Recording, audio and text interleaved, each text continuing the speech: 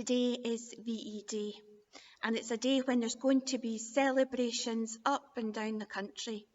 In our street, we're going to celebrate as well. We're having a street party at 3 o'clock with everyone observing social distancing.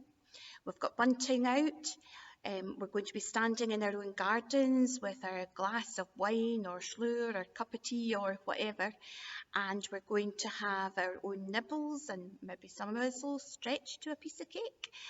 And I've dug out the Glenn Miller CD and the Andrews Sisters CD, and I'm going to be blasting them from my window.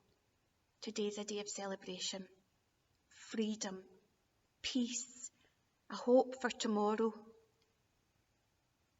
And yet, it's a celebration that came at a cost. It cost life. It cost limb. And it cost sanity. And we know that for many, there are still the nightmares, still the places in their memory that they don't want to revisit.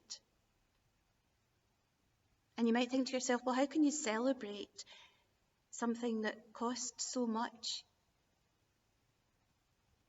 And yet you have to celebrate. You have to celebrate to honour the sacrifice that was made.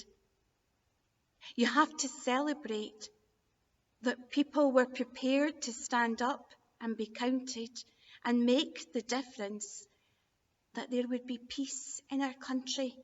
We don't know what our future would have been like if they hadn't.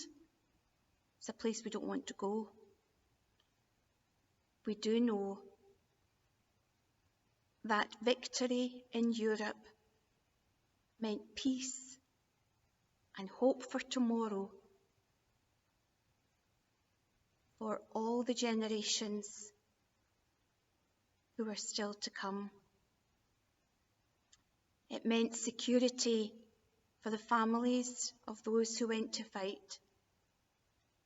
It meant security and peace for their children, grandchildren, great-grandchildren.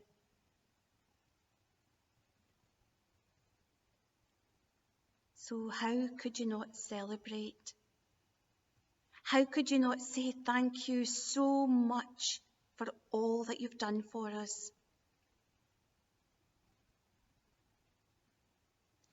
Jesus' love for us was explained in a similar way.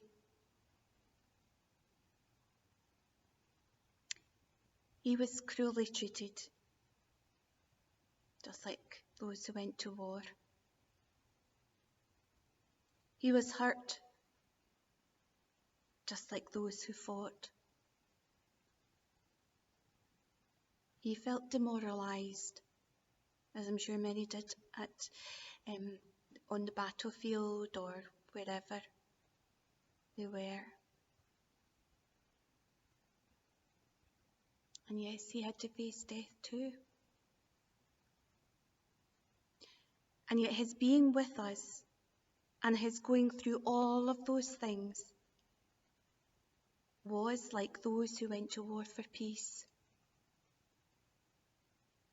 And I think today, the most appropriate Bible reading for us comes from the Gospel of John, where he says,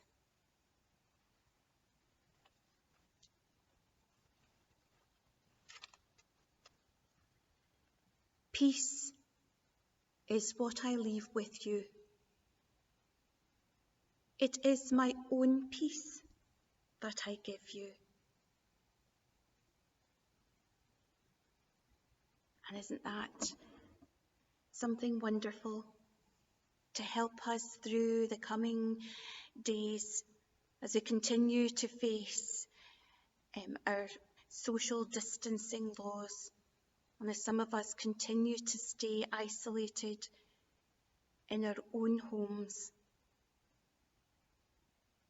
He's always with us.